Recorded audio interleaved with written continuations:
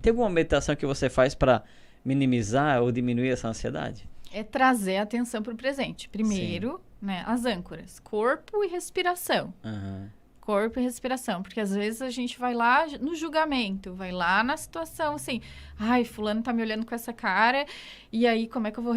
Não, é corpo, respiração. Não traz expectativa, né? Porque às vezes a gente vai numa situação que já aconteceu e ai, vai acontecer de novo, né? Então, esse momento é único. Né? Tem uma técnica do Mindfulness que a gente tem que utilizar a mente de principiante. O que é a mente de principiante? Se eu der um celular para uma criança, não falar nada, né? Ela vai olhar para aquilo ali, ela vai apertar ali nos botões, ela vai cheirar, ela vai desfrutar, que é aquilo que tu falou, né? Que tu foi contemplando, né? Ela vai desfrutar sem o julgamento. Ela vai olhar aquilo como se fosse a primeira vez que ela estivesse vendo aquele objeto, né? Então, ela não... Quando a gente dá para um adulto o mesmo objeto, ele vai trazer. O que ele quer que eu faça? Qual que é a ação que ele quer que eu tenha? Né? Então, é desligar esse estado julgador e tentar trazer a atenção como se aquele momento ali fosse único, né? Todas as experiências que a gente já teve com aquela situação não necessariamente vão acontecer naquele momento. Pode ser uma ruptura, que a partir daquilo ali tu vai conseguir, né? Por exemplo, alguém que tem medo de falar em público sempre trava. Então, eu vou entrar aqui, vou dar entrevista para ti, mas o medo tomou conta. Então, eu vou respirar e vou dizer, esse momento é único, eu vou me dar essa chance. Né? Então, aí eu vou... Se eu estiver no estado de controle, querer controlar a situação, vai ser pior. Nós, enquanto taurinos, né, a gente tem uma tendência, assim, de querer ter tudo organizado e... Só que, às vezes, esse excesso de organização, ela não deixa a fluidez entrar, né? Então, a fluidez, ela vem desse processo. A gente precisa organizar, mas precisa estar aberto para administrar o que vai vir. Eu aprendi muito com as crianças, né? Porque filhos ou aula de yoga com criança... Eles fazem tu assim, ter uma prévia programação, mas eles vão te trazer qual que é a necessidade. E durante os nossos dias também são assim, né? A gente tem uma prévia programação, mas a gente não sabe o que vai acontecer. Então, é a respiração, quando eu tô muito assim, agitada, é respiração, né? Tem os pranayamas do yoga, enfim... onde a gente observa o ar pelas narinas entrando e saindo. Tem algumas que...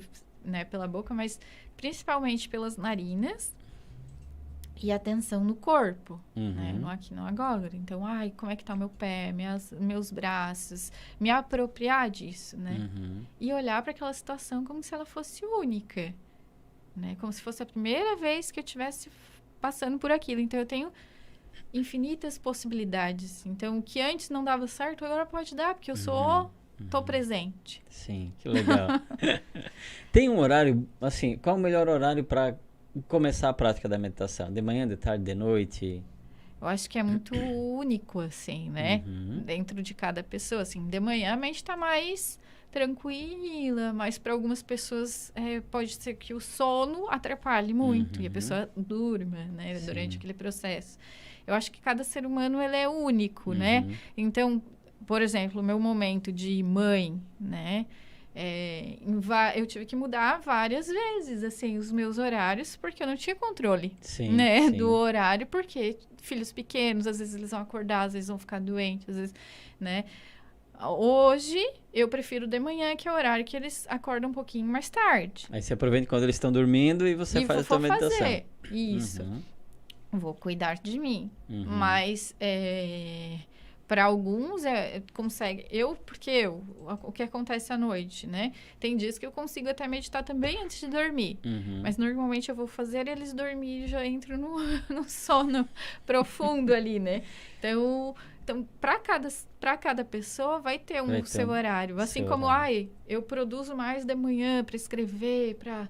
Outras pessoas vão estar mais atentas à noite. Então, é único. Quanto tempo, assim, de meditação? Para começar. Então, eu acho 1 minuto pouco. Mas se for 1 minuto que você tiver disposto a fazer, né? 5 minutos é um bom tempo. Uhum. Mas dentro do yoga, né, a gente fala que pelo menos os 7 minutos principais tu ainda vai estar muito ligado. Os 7 primeiros minutos tu ainda vai estar muito ligado, né? Depois dos 7 minutos tu começa a entrar no estado, assim. Então, eu acho que 10 minutos é um bom tempo, assim, né? Sim. E é legal porque eu li sobre isso também, que a mente ela começa a entrar num estado de meditação depois dos 10, 15 minutos em diante, que você começa a entrar num estado mais meditativo, né? Então, isso. legal, bacana. Então, começa aí com uns 10, 15 minutos, né? Eu aconselho. Dentro dessas guiadas tem a visualização criativa e tem a meditação, né? Que são diferentes. A visualização criativa, ela te leva a visualizar lugares. Então, pra gente diferenciar também, né? Ela te leva a criar uma nova realidade, que também é legal, né? Mas, e eu aconselho... para quem está começando, sempre buscar um